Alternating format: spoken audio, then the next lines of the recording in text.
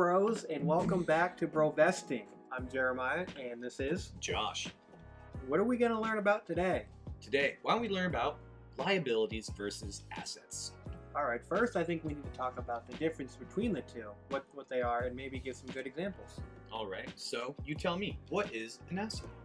An asset, my greatest asset is my house. That is what bros are taught, and we are trying to figure out what is actually our greatest asset. And it turns out it's not your house. Your house is actually your greatest liability. But how can it be my liability? I live in my house. My house makes it able so I can go to work and make my money. I don't know if it does that. You have to live somewhere, but it doesn't have to be in the house. You could rent. You could sleep under a bridge. There's many different ways that I bet the air conditioning in the bridge is pretty good. Yeah, it's circular air. Yeah. Free running water. Free dripping water. All right, so back on task. Yeah, you have to think about who's telling us bros what is our greatest asset. So the two people who are telling us that our house is our greatest asset is the banker and... Bankers are evil. I mean, never going to dispute that. But this is not financial advice. We are not financial advisors. Bankers are probably evil. So the banker's going to tell you that, and so is, the car salesman, the realtor, anybody who's selling you these big pieces of debt. All right, so your house isn't an asset. So what is an asset? All right, what is an asset?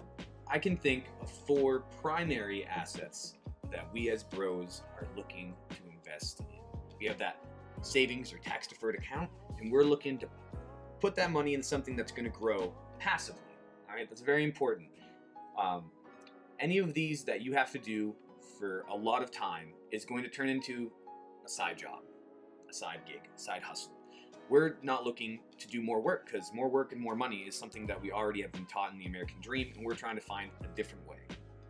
So the first one I'll give you, can you tell me about commodities? A commodity. Let's just name off some commodities here. So you have gold and silver, which is probably your most common one. Yeah, gold and silver. Oil. Oil. Gotta have oil. Gotta stay warm, right? Yeah. Gotta keep that in your basement. You gotta be careful of how you store your oil, right? That's a lot different than storing, like, you got some gold or silver, you can put it in your bedroom safe, then hope somebody doesn't carry away your bedroom safe, because it's really not that heavy. But with oil, you're probably putting it in your basement. It's a funny story because in a local town, we had a guy who had who knows how many oil drums, 30, 50 oil drums in his basement, all filled up that he had bought at a lower price about a decade earlier, and he knew oil was going up, right? He understood how that part of the consumer market worked, and he wanted to save the difference between how much oil costed then and costs now. And he saved himself a ton of money until Christmas Eve when the whole thing burnt down because his furnace flickered out a little spark that blew up all the oil drums. So, side note, not financial advice, but general advice. Just don't be stupid. Don't be stupid. Sorry, I can't say that. Don't store your fuel next to your ignition. Like, just don't do that. And this works out because in brovesting, we're trying to keep our assets away from risk, right? So the fireplace was the risk and his oil was the asset, and they were too close together. And so we're going to manage our risk by shrinking it as much as possible. So, all right, so you've got commodities, and commodities, cool enough, passive, right? Oil will go up, or gold and silver will go up without us actively doing anything. It's the way it goes, way of life. All right, I came up with one. Your turn. What is another thing we can invest in? You mean an asset? An asset. An asset. Well, the stocks are an asset. Paper. Stocks, bonds, securities, treasury notes. These pieces of paper that generally are IOU notes from either a company or the government. And that is probably our favorite way right now of probably investing. the most easiest way to get into investing. Doesn't take a lot of money. I mean, you could argue you could buy a lot of like little gold and silver. Yeah. But I mean, that's a huge hassle because stocks are just way more liquid. You can't bring a gold bar to the grocery store and spend it. Yes, liquidity is important, and the other thing that's important is how easy it is to transfer things without fees. So now with like Robinhood and some other similar apps, you can trade almost for free. Like, there's no fees involved. You just need to have some sort of device to be able to interact with. Gold and silver, you're going to have to go through some sort of broker, and they're going to charge you a percentage, and you're going to lose that percentage on your gains no matter what. And then you also are supposed to report that for your taxes as well. So there's another issue with that. So our third asset that we're going to have is one that most people know the most about, and that would be Real estate? real estate. Tell me about real estate. I know it's real. Is it the realest It's estate? the realest of estate. Real estate is a good investment. Probably your most common one you could think of is an apartment complex. Okay.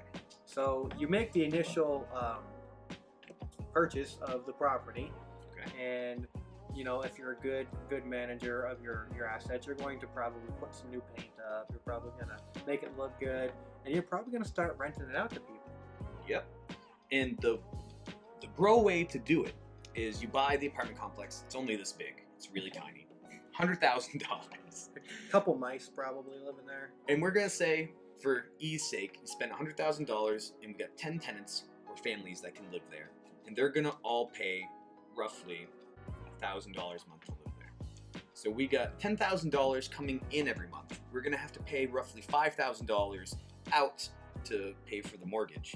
And then we're going to have to fix the paint, all this stuff. We're going to pay somebody to plunge toilets, because I'm not plunging toilets. Not plunging toilets. That's not the way, because we want it to be a passive income. So to do that, we have to pay somebody to take care of these apartments. And realistically, when you have a manager of a property, you would have more than 10 places. You'd have like 100 apartment building, and you'd have 1 or 2 guys running that building. But for the sake of this example, we'll keep it simple. So we're going to say that paying that guy and all that costs about $4,500. And we get to keep the profit. So you got $10,000 a month coming in, paying out $5,000 to our mortgage, $4,500 to our property manager, and all of our expenses and overhead. How much do we get in our pocket? I wasn't doing the math, but $500. And $500 would be the amount that we're making on our asset. So our asset is the actual building, and we're going to be getting $500 a month into our pocket, and that is that passive income that we're looking for. back up for a second. Bankers are evil. If I don't have $100,000 laying around, how am I going to buy an apartment complex? Well, you're going to have credit, and you're going to have to go through a bank to get a loan. But I thought loans were bad. Ooh, Using credit's bad, I isn't see it? where you're going with this.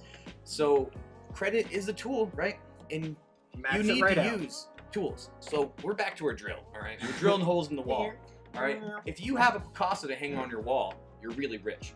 And not only that, you're going to need to hang it on something. So, you might need to drill, and then you put, some screws in. I don't know what you hang a Picasso on. Probably something better than a couple of Well, I'm screws. probably putting in a temperature-controlled, climate-controlled vault with a paid couple security guards, probably securing it. But if you really need to hang it, you're probably just going to put a couple nails, a couple spikes in there. Right. The bigger the nail, the better. So the point is, you do need to use the tool every now and then, right? We got to build our credit score, etc. That's a different video, though. And what we can tell you is that there's good and bad credit. So what makes the difference between good and bad credit? Nothing. There's no difference. There's no difference. Do whatever you want. Buy whatever you want. If I go and buy a $100,000 house, I have to talk to the same banker, the same procedure as if I want to borrow $100,000 for an apartment complex. That's true. So what's the difference? I don't get it. Okay, the difference is who pays the debt. Well, I'm going to pay for it. I'm the one who's borrowing the money. I Well- can't get you to pay for my debt. I mean, if you could, you would be out there selling stuff. I 'cause mean, you're if you want to pay for my debt, you can.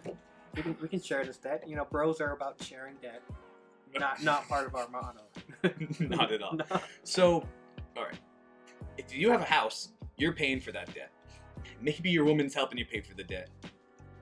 No, but the apartment complex, all right, is being paid for by the people who are renting it from you. And remember, we're even making a little off the top sometimes if we can get that $500. So because they're paying for the debt, it is good debt.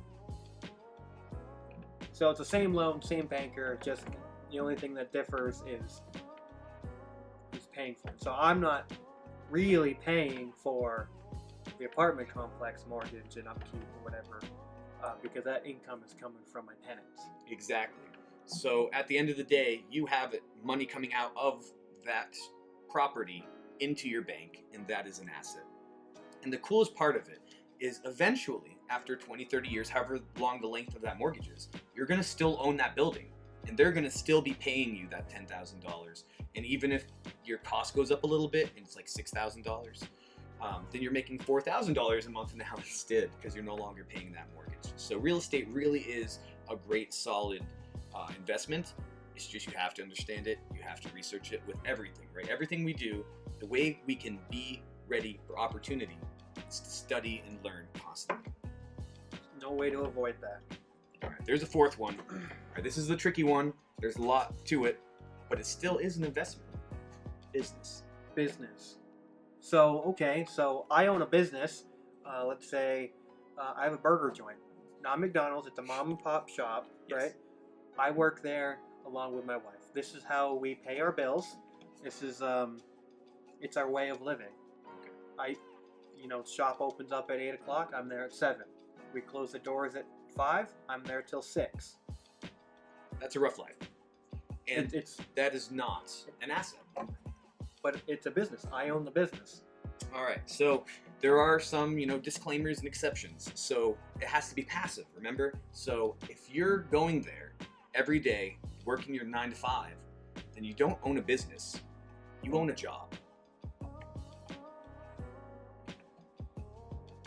So, in order for a business to be an asset, you don't go to work every day. Yeah, not every day. So a true business owner, like Warren Buffett owns probably 300 plus businesses outright with his company, Berkshire Hathaway.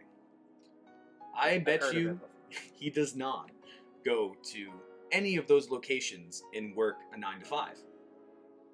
He might visit each of them once a year, and that would still be crazy because that would take every single day. He would literally just be a full-time traveler. Full-time travelist. A travel smith. Not one that travels in time yet, I'm sure, but If anyone has the money to travel in time, it's Warren Buffett. he's got the capital to do so. 120 billion roughly. That's it. Jump to it. John change. 1 trillion, or we won't talk. I won't roll out of bed for less. I won't even bat 100 an eye. billion. Like, That's why you're listening to us. my shoes alone, like just one shoe, doesn't cost anywhere near that. Okay. Yeah, it's like $15 a shoe. All right. So we covered good credit and bad credit. Talked about assets. Teach me about liabilities. Well, liabilities, and this is my power of deduction, would be bad credit, like a credit card, or come and find out today, my house that I just cherish so much. Right. In your big truck. And my big truck parked in my big nice garage next to my big house that I thought were all my assets. And they're all liabilities. What makes them a liability? Just because I got bad credit for them? No, because you're paying the debt. And that money is coming out of your bank account or your wallet, however you want to view that. So, I like to think I'm a little bit smarter than the average bear, but you're telling me an asset pays me money, and a liability takes money away from me. Yes. I pay the money. You pay the money. So we look at your bank account. Is the money going into your bank or out of your bank? If it's coming into your bank, that's an asset, unless it's your gerb. Derb. If you have a job, then that's kind of straddling the middle. We're not going to get super into how a job works into that. We'll get into the 4 quadrants and all that, cool stuff later on. But what I can tell you is that generally everything outside of your job, you can just look whether or not it's costing you money or giving you money. And no, sadly, a place to live does not outbalance the cost of your mortgage. Live under a bridge. Could live with you. Could live with me, although I'm going to charge it. Yes, but you could always find a place probably for less than the cost and upkeep of the house, because everybody focuses so much on that mortgage. They're like, it's only like a $500-600 mortgage, and I'm going to pay that in rent. But you're not thinking about in a few years when you got to replace that roof for $7,000, and your garage door opener doesn't work no more. You got to call that plumber because I'm not plumbing. on Christmas Eve, you're calling that plumber on Christmas Eve. $70 an hour, easy. Easy. That's probably just for the phone call. And then when he actually shows up, it's like $150. Yeah, so you got to be careful with all that. So that basically does it for us. And if you want to learn more about how to invest in these 4 method of assets with that money that we put into your savings, then you'll have to see us next time on Dragon Ball Z. And remember, always be ready for opportunity.